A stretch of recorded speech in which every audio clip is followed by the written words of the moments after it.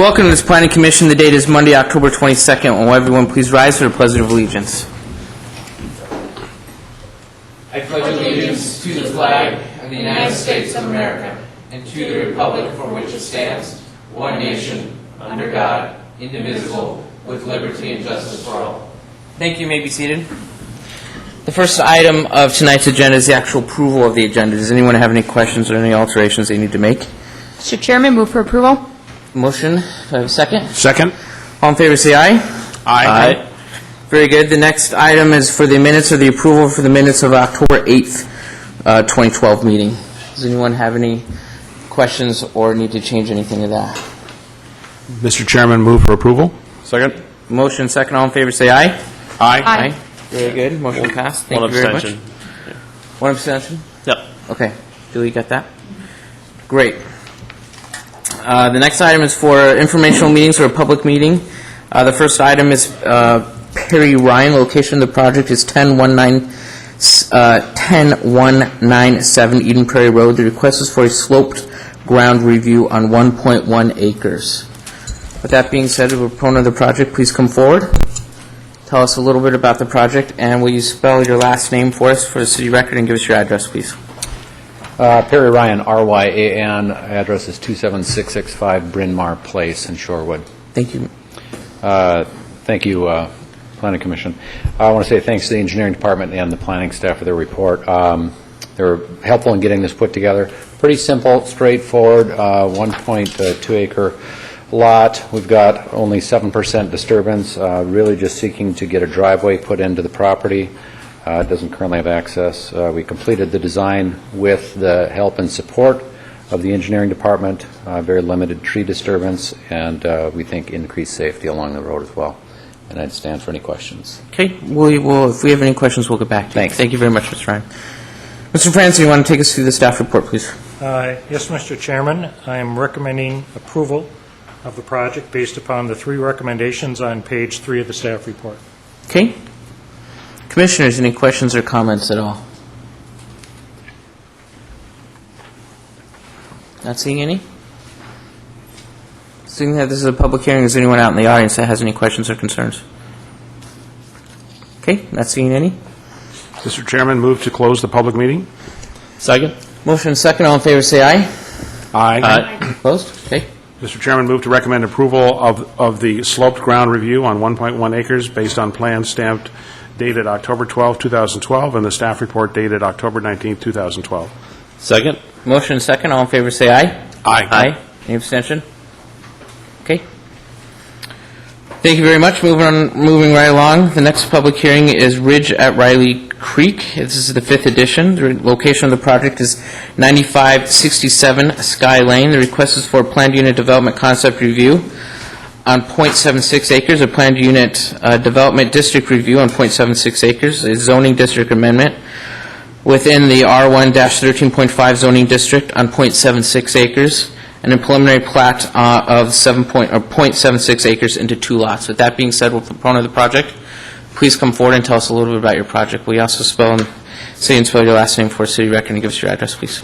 Good evening, members of the Planning Commission. Steve Bona, B-O-N-A, Homestead Partners and JMS Custom Homes. We're here tonight to do a simple lot split, kind of a modification of a previous approval that we had, the Ridge of Riley Creek 5th edition. In this case, we're modifying the previous approval, and we're not including a portion of that plat that was previously approved for subdivision. We're just doing half of it. So if there's any questions, I'm happy to answer them. Otherwise... Okay, we'll let you know. Thank you very much. Mr. Francis, you want to take us through the staff report, please? Mr. Chairman, this is a conforming subdivision to the R1-13.5 zoning district regulations, and the staff recommends approval according to the recommendations on page 2 of the staff report. Okay, thank you very much.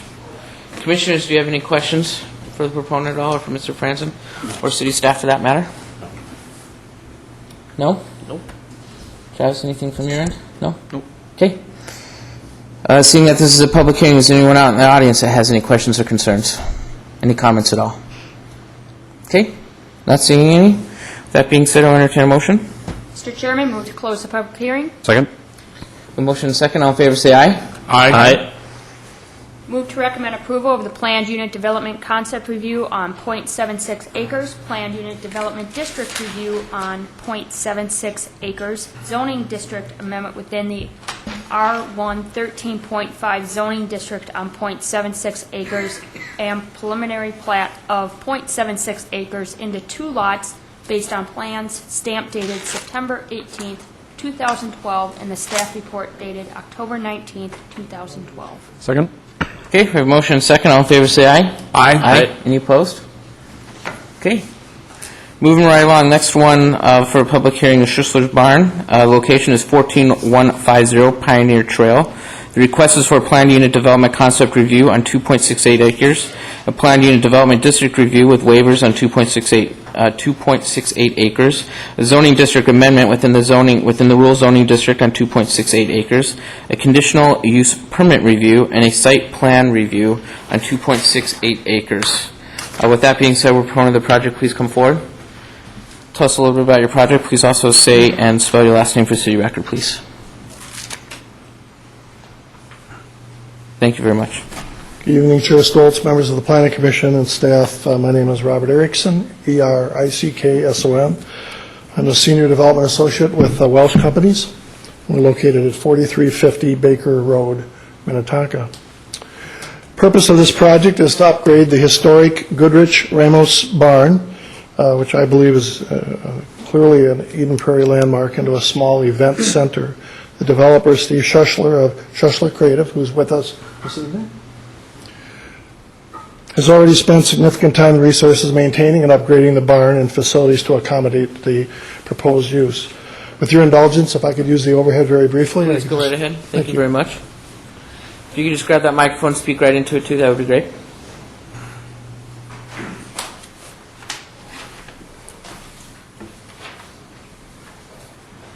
Again, thank you, Chair, members of the Commission. This is the Goodrich Ramos Barn located at the address here, This is the 14105, 150. Pioneer Trail. Right. We're looking north to the northwest in this photograph. This evening, the conditional use permit and the conditions referenced in the report identify this site plan with the barn, the silo, the required parking stalls, the pavers as required by ordinance and approved, I might add this entire site plan, approved by the State Historical Preservation Office, and that letter was received by Mr. Franzen today.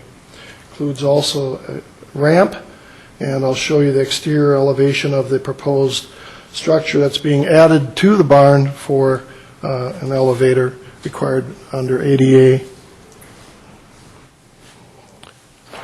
This is the addition that State Historical Preservation Office has approved to accommodate the elevator that you will access from this ramp into this proper sized ingress and egress door. And you'll come inside and use the elevator to access the second floor of the barn, which is the primary space for the event center. In addition, you'll note in the staff report a reference to an accessory building. The height of which is dictated in large measure by the Metropolitan Airports Commission, in recognition that immediately to the east of this proposed accessory building is the clear zone for Flying Cloud Airport. And you'll see there are two different access doors, one that's 8 foot, one that's 10. The purpose of that is to accommodate the on-site maintenance equipment and a tractor that is located as part of the ambiance of the grounds, which will also be able to accommodate hay rides and sleigh rides, depending on the season of the year. I just want to acknowledge the work, the staff. This has been a very challenging project. We've been given great guidance by Mr. Franzen, by the city engineer, the assistant city engineer, the chief building official, Kevin Schmieg, and the police chief, to name just a few that have been so accommodating and have given us good guidance and direction. We agree with the staff recommendations and stand for questions. Okay, thank you very much. If we have any further questions, we'll let you know. Mr. Francis, you want to take us through the city staff report, please? Yes, Mr. Chairman. This is the first private property owner that's applied for a conditional use permit on a heritage site. The city owns the other two. We have the Smith Douglas Moore House. We have an adapter reuse for coffee. And we have the Cummins Grill House just down the road, which is being leased by the Historical Society. The staff recommends approval according to the recommendations on page 2 and 3 of the staff report and the conditions that are outlined in the conditional use permit attached to the back of the staff report. Okay, thank you very much. Commissioners, do you have any questions in regards to this property at all? Yeah, Mr. Chair, I have just a curiosity question for the proponent. Just curious as to the reason why you chose to use concrete curb stops as the parking lane delineators that are buried flush as opposed to simple lane markings.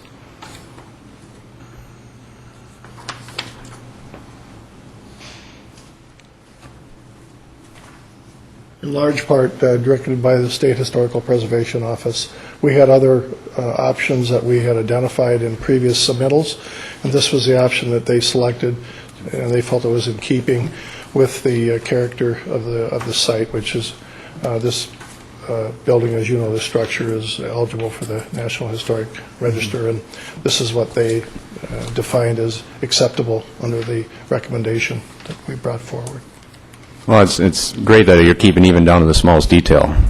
Well, we had an even greater detail, just a sidelight. We had recommended that at each parking stall, at the head of each parking stall, we'd have a milking cow stanchion. They thought that was too cute.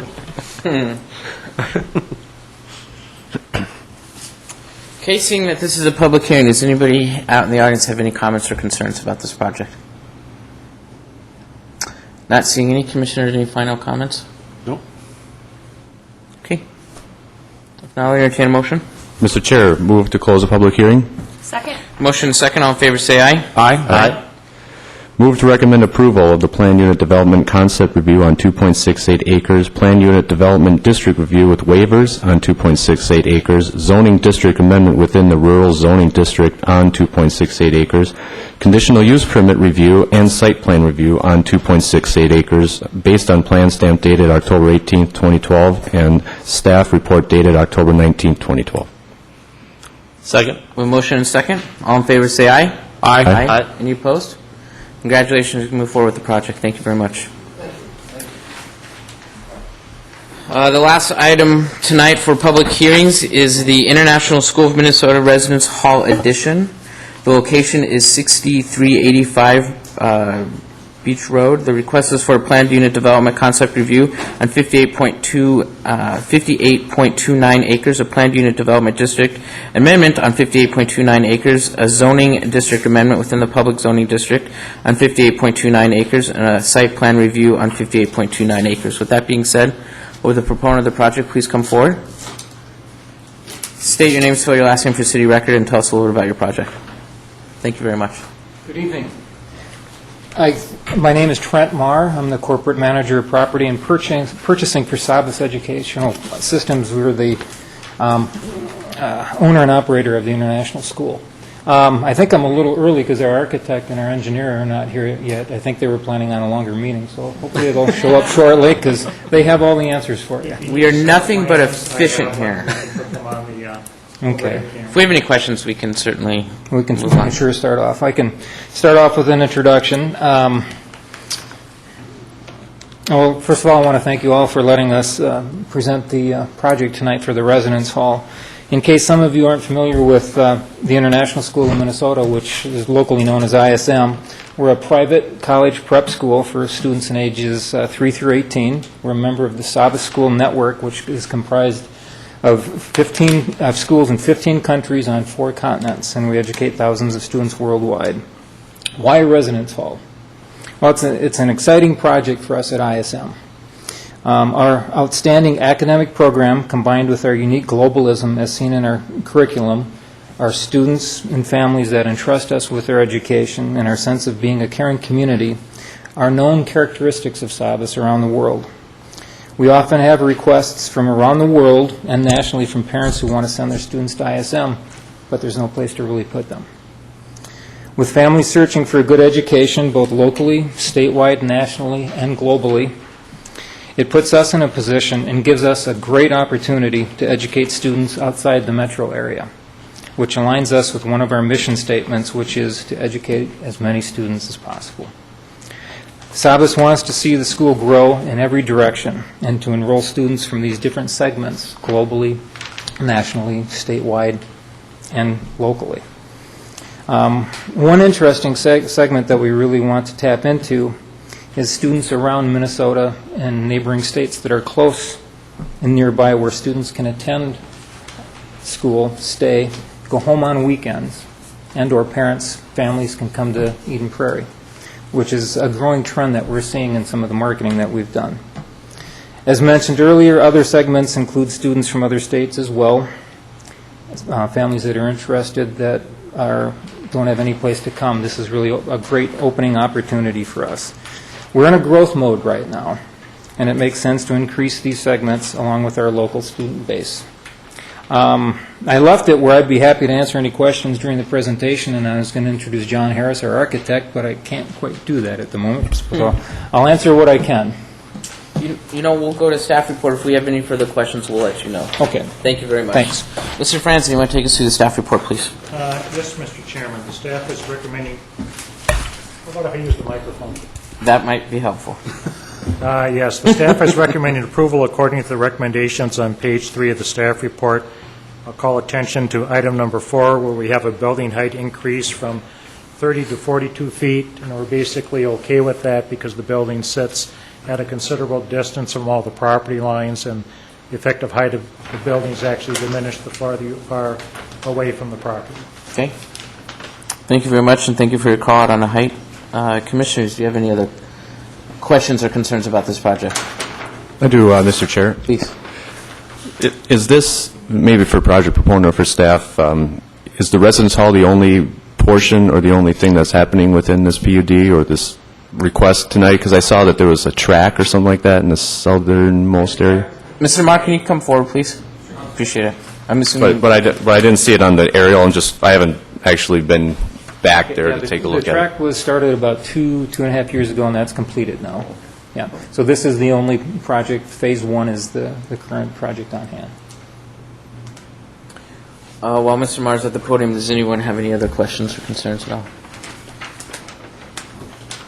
No? Okay. Mr. Franzen, anything else that needs to be added at all? I have nothing else to add, Mr. Chairman. Okay. Thank you, Mr. Mars. Appreciate it. With that being said, this is a public hearing. Is there anyone out in the audience that has any questions or concerns about this project? Yes, sir. Please come forward. State your name for city record, please, and give us your comment. Yes, my name is David Steen, S-T-E-E-N. I live at 6741 Beach Road. And my son attended international school for 15 years. I have not seen where a map of where this building is going to be located.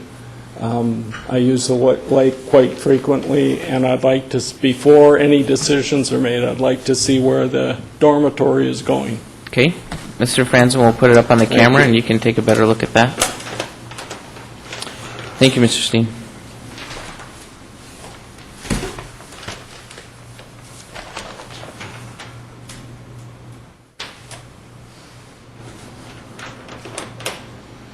Actually, I think up in this portion is the main entrance off of Beach Road.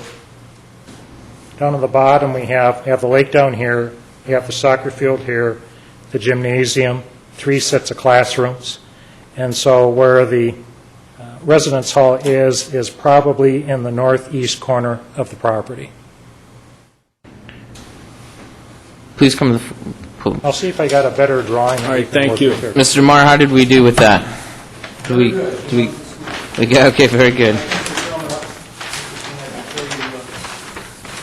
Mr. Marr, why don't you come forward with your map, too, and bring it up and Yeah, take it, that's Mr. Franzen. different than the map that was sent around, Okay, okay? so let's And- take, and Mr. I Steen, hold don't on one have- second. Let's just make sure we're,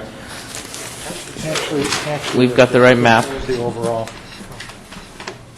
You just need to zoom out a little bit. Okay, so we can go to the overhead camera.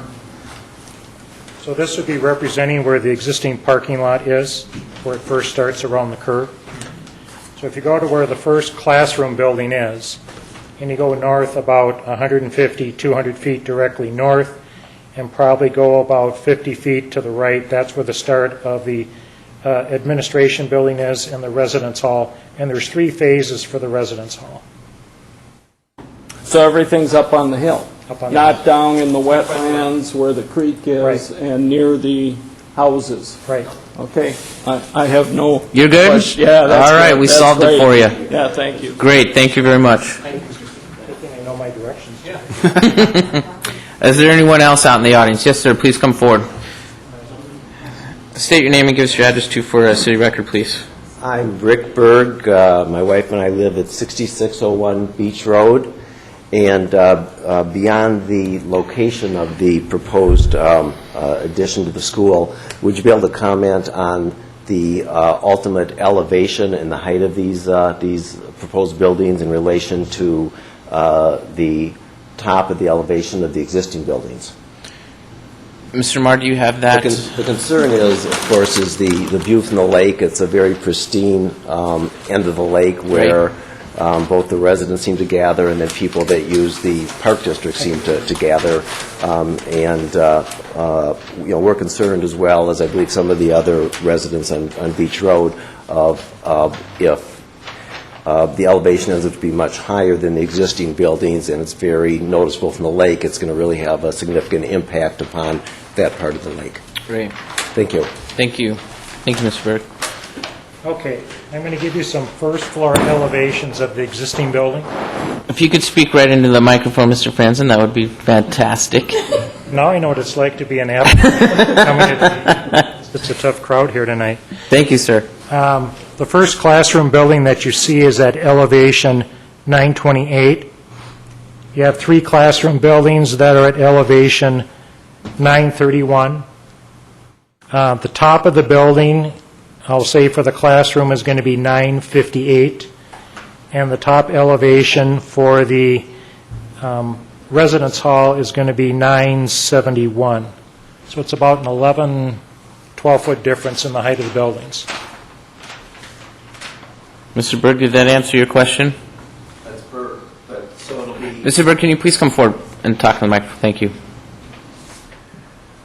So to make sure I understand, so the highest elevation of the new building that's proposed would be how much higher than the highest elevation of an existing structure? 14 feet. So 14 feet higher. So if you were limited to building at 30 feet, which is, now meets the city code, then you really would not be building at a higher elevation than any current structures and would not have any impact upon the view. That could be an option, but I'm going to defer until hopefully the architect comes in because he has the information. Okay, so what I'm questioning is if in fact it's if there is another option and if it really makes sense to give this variance from 30 to 42 feet, that's going to have such an impact on the lake when in fact the existing code limits it to 30 feet. Thank you. Thank you.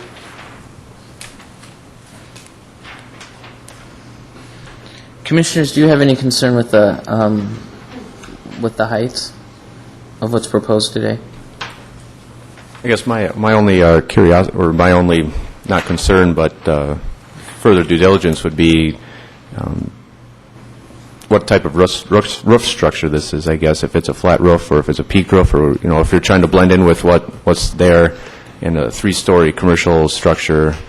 I believe similar to our other buildings, it's a flat roof, and if I can recall, looking from the lake, as you look up from the lake, every building set interior is going up the hill, and this would blend quite evenly with that, with the actually the residence hall being farther off into the woods behind some trees also, because it's overlooking the playground and the far northeast section of the property, which is all wooded.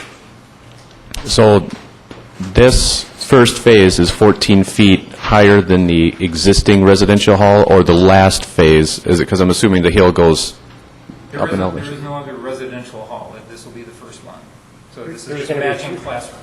Each of the phases, the 3 phases of the residence hall, have the same first floor elevation.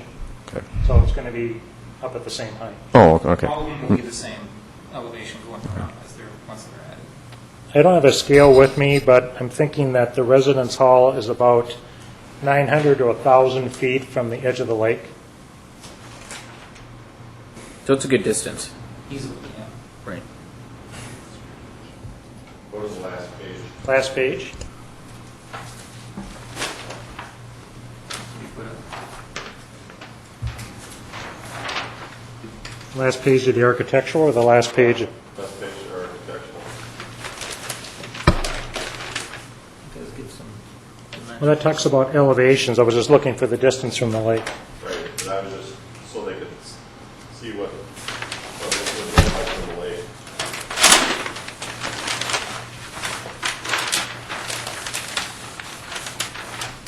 This being the front side, this being the back side with 3 decks of wood.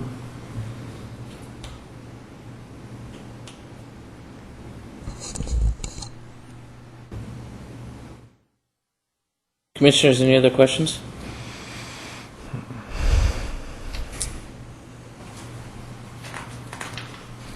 Mr. Marr, do you want to call your architect and see how far out he is, just out of curiosity? May I step up a moment? Yes, absolutely. Thank you.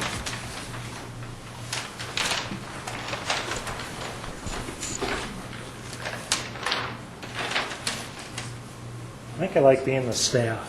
You're doing a good job over there. While we're waiting to find out, is there anyone else out in the audience that has any concerns or questions about this project at all?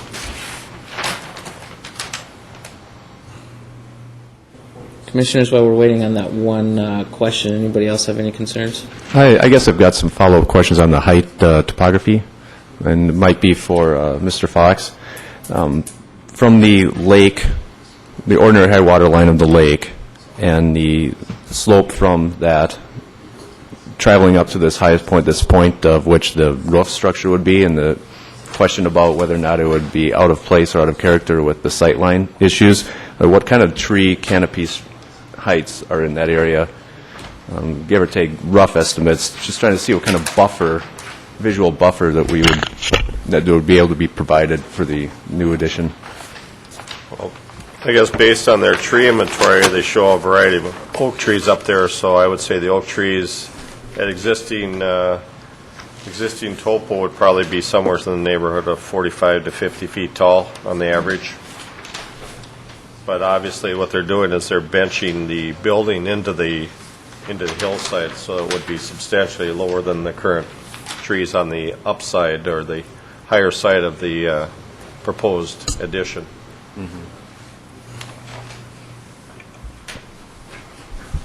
That answer your question? Yeah, it does. I'm just trying to see if you were on the lake, like within that northern bay, and if you were to look to the northeast, would there be a visual, would you see it visually, and would it stand out more so than what is existing there in a 14-foot differential and 1,000 feet of distance between the ordinary, or whatever it was, 1,000 feet or so? Yeah, I'm not certain if the 14 feet would create a detrimental deficiency in the Right, visual. and I agree with the 1,000-foot setback from the lake, and that's at the nearest point. And that's at the nearest point, yeah. Right. I'm going to put up the aerial photo. Okay. Give us another visual look at this.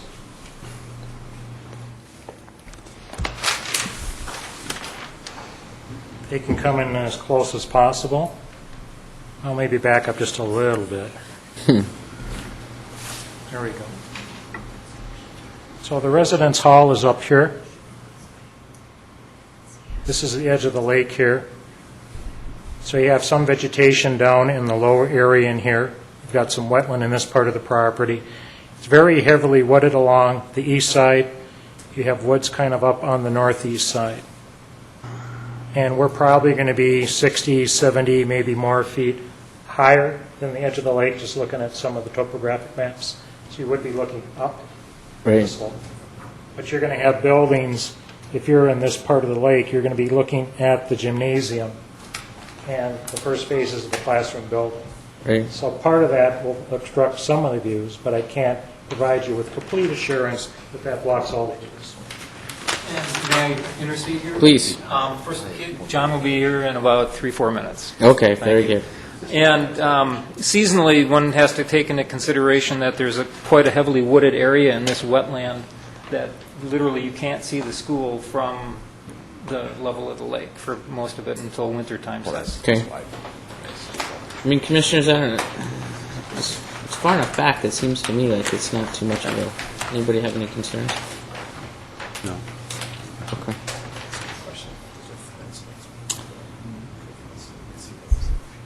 I'm running out of tap dancing moves.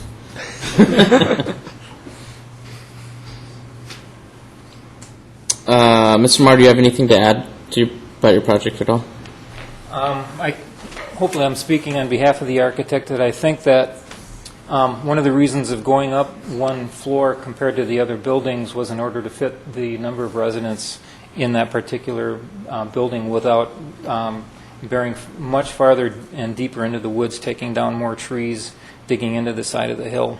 It's a balance of economy, trying to figure out how many students we can fit in on a cost-effective basis based on the land that we have to deal with. And what's your building timeline?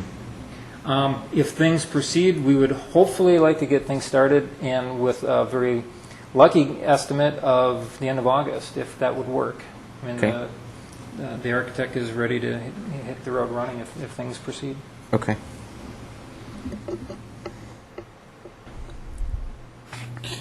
Yes, please come forward. Mr. Stein. Yeah, David Steen again, and this is a question for Mr. Franson. On the map I have, it shows a road from Beach Road down to the property line there of International School, and I can assure you that road does not exist. So is that part of the plan somehow? Actually, the road does not exist. That represents the road right-of-way. Okay. It just represents the part of the land in the area that the city owns. And there are no plans to reopen that road, right? No. I'm going to ask our engineer to answer that question. Thank you.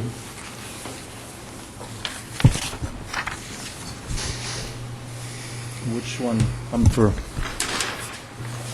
You're talking about the right-of-way off of Beach Road? Right. I think it's mainly just a corridor for utilities. There's a sewer line that runs through there, and it was intended as a road. At one point, it was platted as a right-of-way, but when the International School came in and basically used that site for a school, and it kind of took away the option of a through road through there. So unless the International School someday develops into something else, it's possible, but at this point, it's unlikely. So no current plans, then, Mr. Wu? No. Okay. If I may add, no current plans from the school either. There are homes in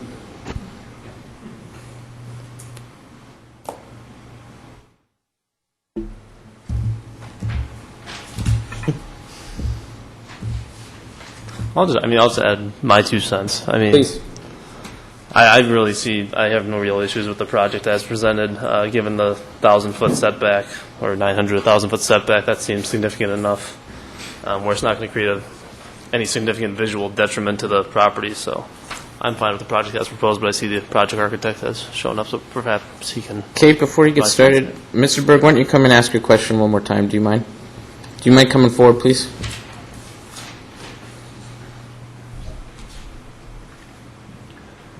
So my question was, you're requesting a variance from the current code that has would limit you to building at 30 feet to allow you to build at 42 feet. So I'm wondering if if that is justified in allowing that variance, or if there might be another option that would prevent having another section of the school at a higher elevation than each of the buildings that are there now, so you don't have another building on top of what's there now that obstructs the view from the lake. Okay, thank you for your question. First of all, I really want to apologize. It's the first time this has ever happened to me in 25 years. 3 items on the agenda. I figured that I have a little bit of leeway, so I'm really We are sorry. nothing but a fish in the city of Eden Prairie. Wow. Can you state your name for city record, My name please? is John Harris. I'm Thank you. principal at Harris Architects. We've been, just to let you know, I've been involved in this site since 1987 and designed all the buildings out there, worked on all the master plans. So we're excited about this project and hope everything's going to work out. Regarding the height, I think that one thing about this property, it's really, really unique in terms of the topography, of the fact that I think there are over 20 acres of wetlands on the site that actually, when the property was first purchased and platted in 1985, that was all slated for development in the wetland that was before the more stringent wetland requirements. So that property has all been taken off the table, which is the right thing to do, obviously, because of the sensitive nature of the watershed there. But what it does is it really restricts the areas that we can build, and the school is growing, and they're running out of real estate. And actually, the original master plan did call for dormitories, but higher up on the hill. And so I think it was always envisioned that if dormitories were going to be part of the project, they had to have a little bit more density because of the nature of the property. It just doesn't allow for it to be continually spreading out as a two-story project.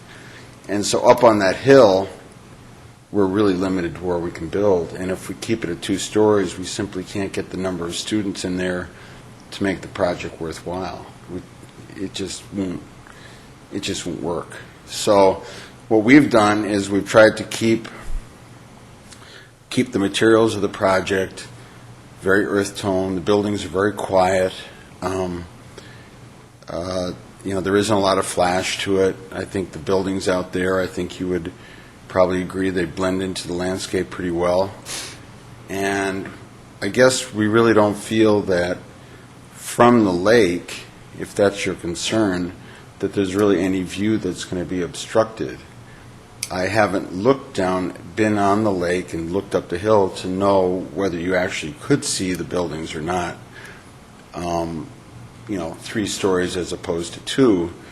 But I guess my sense of it would be it would not in any way be detrimental, in my opinion, to any views off the lake or anywhere else on the site, just because it's a long way up from the lake, and you might end up seeing, I wish I had, a picture of it to prove my point, but I think that once you were on the lake, all you'd see is a very, very small, brown, rectangular shape up there that would, I think, pretty much blend in with the rest of the site.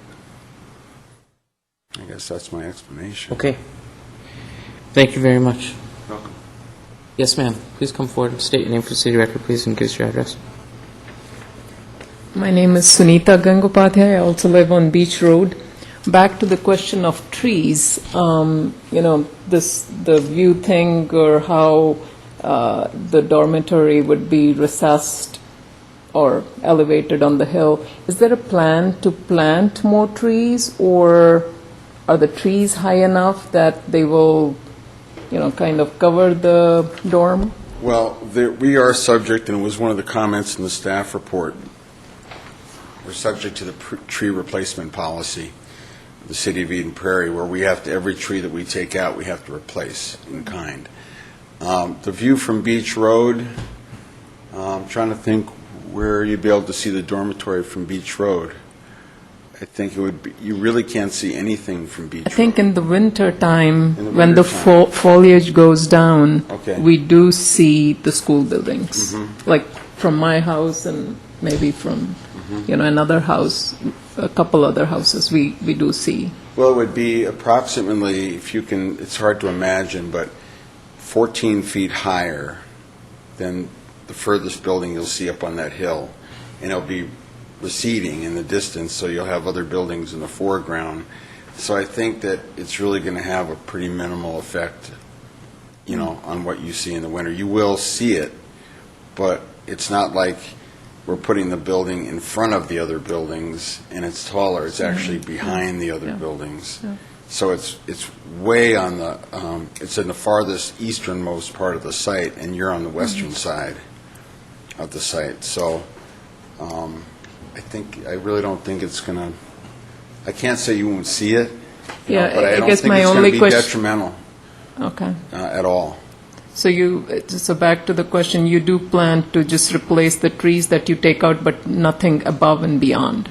Well, I think, our history as designers has really been to focus on landscape design.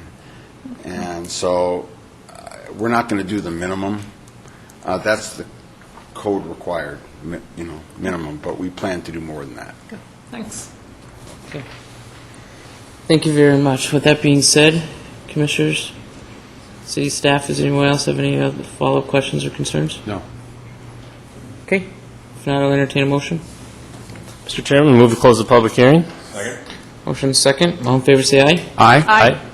Mr. Chairman, move to recommend approval of the Planned Unit Development Concept Review on 58.29 acres, Planned Unit Development District Amendment on 58.29 acres, a zoning district amendment within the Public Zoning District on 58.29 acres, and site plan review on 58.29 acres based on plan stamp dated October 1st, 2012, and the staff report dated October 19th, 2012.